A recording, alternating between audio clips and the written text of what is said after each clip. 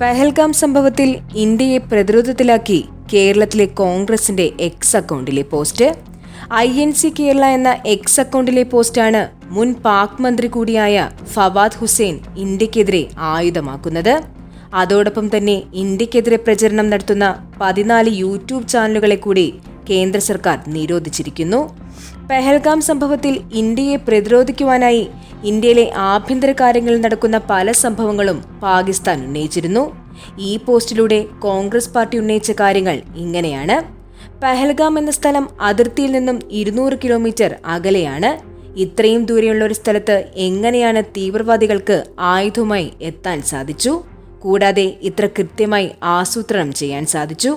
ഇങ്ങനെ സംശയം പ്രകടിപ്പിക്കുന്ന രീതിയിലുള്ള പോസ്റ്റാണ് INC കേരള എന്ന എക്സ് അക്കൗണ്ടിൽ ഉണ്ടായിരുന്നത്.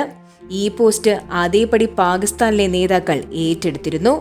മുൻ പാക് മന്ത്രി കൂടിയായ ഫവാദ് ഹുസൈൻ ഈ പോസ്റ്റ് ഉപയോഗിച്ച് ഇന്ത്യക്കെതിരെ ആയുധമാക്കിയിരിക്കുകയാണ്. ഇപ്പോൾ ഈ പോസ്റ്റ് അന്താരാഷ്ട്ര മാധ്യമങ്ങളിലും ചർച്ചയാകുന്നു.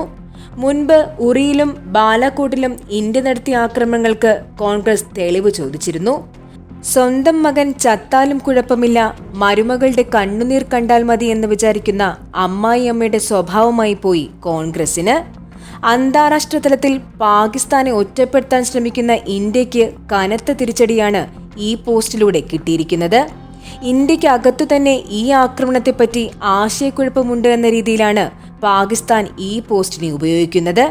എന്നാൽ പതിവിന് വിപരീതമായി കോൺഗ്രസ് നേതാക്കൾ കേന്ദ്ര സർക്കാരിന്റെ പല തീരുമാനങ്ങളോടും യോജിച്ചു നിൽക്കുന്ന സമയത്താണ് കേരളത്തിലെ കോൺഗ്രസ് നേതാക്കൾ തലവേദന ഉണ്ടാക്കുന്നത്.